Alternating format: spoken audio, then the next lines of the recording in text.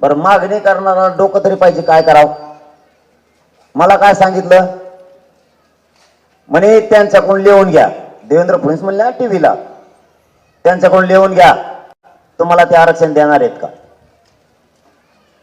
एक जण दुसरा बी म्हणला, ते म्हणला त्यांना म्हणा त्यांच्याकडून लिहून घ्या. त्याच्या विचारावरच चालायला लागले सगळे भाजपमधले काही आमदार, काही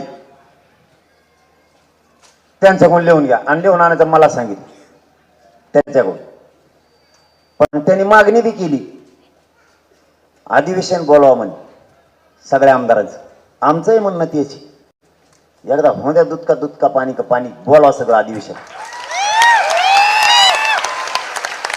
पण अधिवेशन कोणी बोलावं लागतं. आता विशेष अधिवेशन झालं एसीबीसी साठी, सरकारने बोलवलंय. मुख्यमंत्र्यांना अधिकार आहेत, उपसरपंचाला बी अधिकार आहेत, टोळे मुकादम बोलबो गाड्याचा देवेंद्र फडणवीसला बी अधिकार आहेत. बोलवा ना, कोण येणार नाही ते मराठ्यांना दिसन. नाटकं करू नका. सगळ्या आमदार मागणी करा, सगळ्या आमदार मागणी करायला काऊन ठेका घेतलेला नाही, किंवा सगळे आमदाराच्या दारात बसायला चला. मराठी काय ठेकी घेतले नाही, कोणत्या आमदारांनी ठेमदाराच्या दारात बसायचे.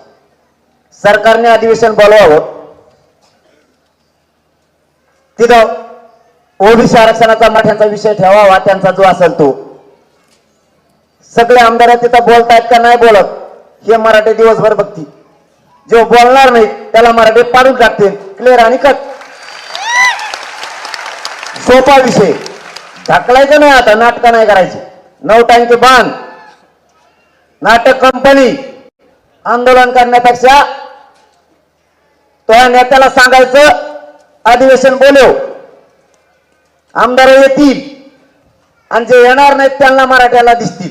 नाही आलेले मराठी ऑटोमॅटिक हिशोब करणार.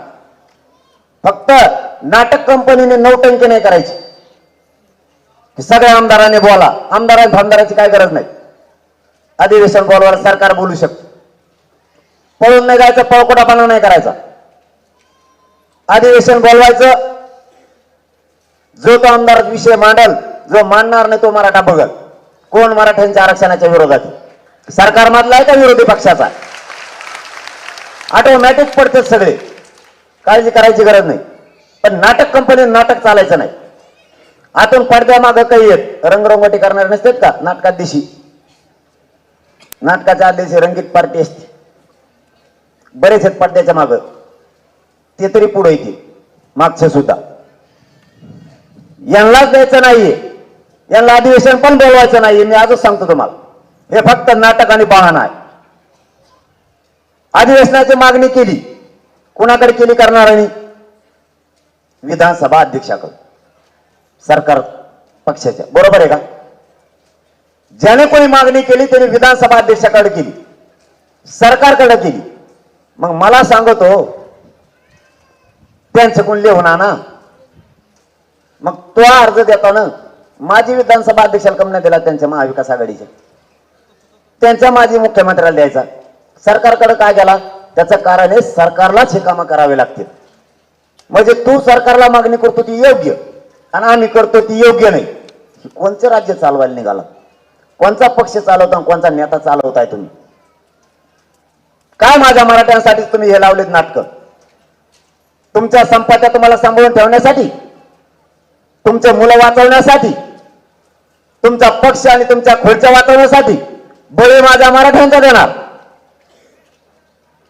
हे कोणतं राज्य चालवायला निघाला. ही कोणत्या आमदारांची मंत्र्याची पद्धत आहे. यांना सुट्टी नाही. यांनी किती दहशत माजवली, यांनी किती आंदोलन केले. मराठ्यात फूट पडावी म्हणून मराठ्यांना जाहीर सांगतो, अजिबात फूट पडू द्यायचं नाही. कोणत्या नेत्याला अजिबात द्यायचं नाही.